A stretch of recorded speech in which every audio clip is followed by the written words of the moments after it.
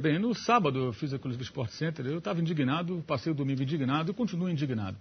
Acho que aconteceu no sábado no Pacaembu, continuo achando que foi algo que a mim incomoda muito, porque eu vejo isso como estão violentando o futebol. O apito está violentando o futebol no Brasil.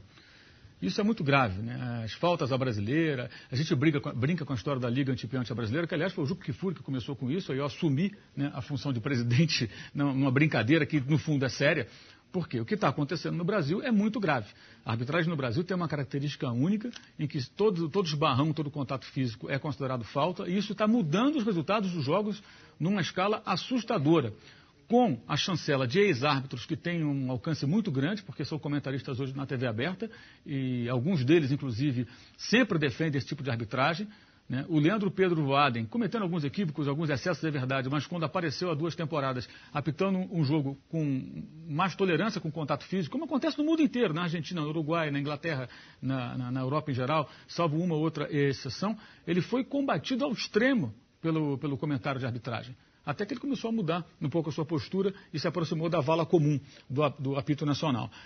Nesse jogo do sábado, o que aconteceu? Mais uma vez, João, nós tivemos uma situação em que um árbitro apita pênalti numa jogada discutível, para mim é inquestionável, essa é a minha opinião. Não tenho aqui a intenção de convencer ninguém, tá? Só dou a minha opinião, a pessoa concorda, discorda, não sou dono da verdade, nem quero convencer ninguém de nada.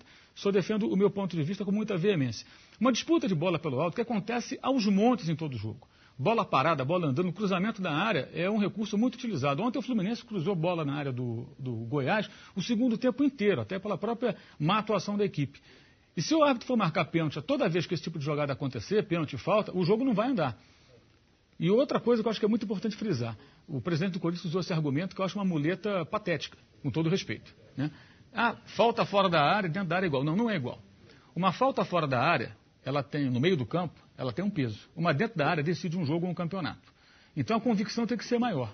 O Júlio Gomes dizia no sábado aqui na redação, com propriedade, que se você comprar um sorvete, você gasta lá R$1, R$2, é uma decisão simples. Se você compra um apartamento, você pensa muito mais, porque o investimento é muito maior, é uma decisão mais difícil de ser tomada. E a vida da gente é feita disso. No jogo de futebol a mesma coisa acontece.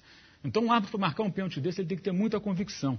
Ele marcou também contra o Atlético a favor do Cruzeiro, no jogo recente entre duas equipes mineiras, erradamente, ou seja, já é um árbitro, que eu disse, bom tecnicamente, que está adquirindo esse vício, e não dá para analisar o lance fora do contexto. 41, 42 minutos de jogo, uma partida decisiva, uma jogada em que o Ronaldo, como você disse, intimida. O Ronaldo já marcou, entre aspas, um pênalti em Curitiba no jogo contra o Atlético, que a bola bate no joelho de Wagner Diniz, depois resvala no braço, ele aponta, e o árbitro da Bahia, lá, o Jailson, vai lá e marca o pênalti. Depois ele compensou dando um pênalti equivocado contra o time do Corinthians.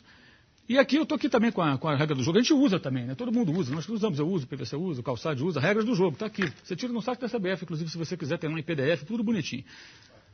As situações em que se caracteriza uma falta. Para mim, nada disso aconteceu. Saltar sobre o adversário. Para mim, os dois saltaram juntos. Dar um tranco. Não acho que o Gil deu um tranco. Tem uma foto, pelo amor de Deus. Foto, você tem até mulher feia que fica bonita na revista Playboy. Tentar agredir o adversário. Eu acho que o Gil saltou com o Ronaldo cai. E eu falo isso sem nenhum deboche, porque é um cara pesado para dar um salto, ele dificilmente mantém equilíbrio. O Ronaldo cai em campo várias vezes. Nem acho que o rapaz se jogou, acho que ele caiu na disputa de bola. Claro que depois faz aquela cara de cachorrinho abandonado, tudo, e o árbitro vai lá e marca a penalidade. E eu acho que a gente não pode analisar a regra do futebol como se fosse uma coisa assim tão simples. Por que não programa um robô e bota para apitar um jogo? Porque o robô não vai conseguir analisar uma série de situações interpretativas. A regra toda ela é interpretativa. A regra não é fria. Está na regra, acabou, ponto final. Não, não é assim que a banda toca.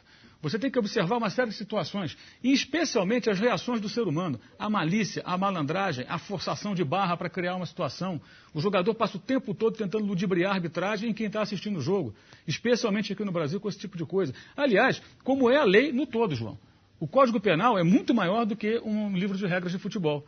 Eu estava comentando aqui com o Jean. Um cidadão pode matar um outro e pegar uma prisão perpétua dos Estados Unidos ou cadeira elétrica, pena de morte. Um outro pode matar também uma pessoa e ser absolvido, porque foi em legítima defesa em outra situação. Porque ele vai ser julgado, as circunstâncias serão analisadas.